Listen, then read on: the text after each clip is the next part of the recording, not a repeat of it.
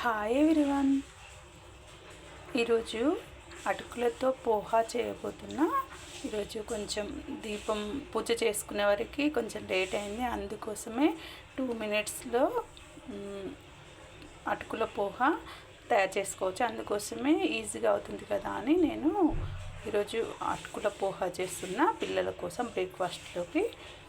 దానికోసం అటుకులు, పల్లీలు, పోపు గింజలు, పచ్చిమిర్చి, కరివేపాకు, ఆనియన్స్, పసుపు. దానికోసం కడాయి పెట్టుకోవాలి. స్టవ్ పైన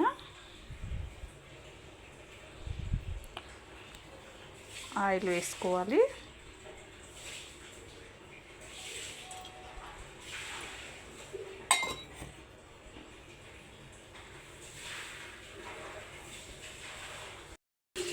ఆయిల్ కొంచెం హీట్ అవ్వగానే పోపు గింజలు వేసుకోవాలి.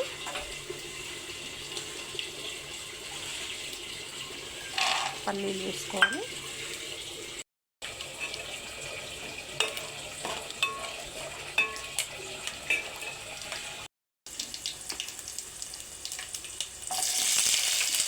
ఆనియన్స్ వేసుకోవాలి.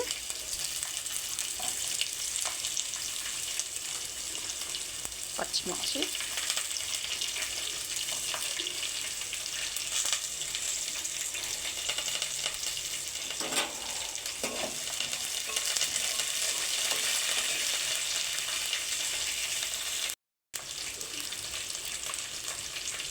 లైట్గా సాల్ట్ వేసుకోవాలి. తర్వాత మళ్ళీ కొంచెం అవసరం ఉంటే యాడ్ చేసుకోవాలి.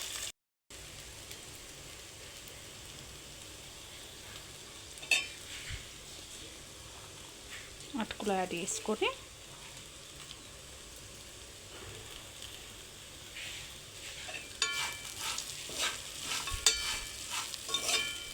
మంచిగా కలుపుకోవాలి.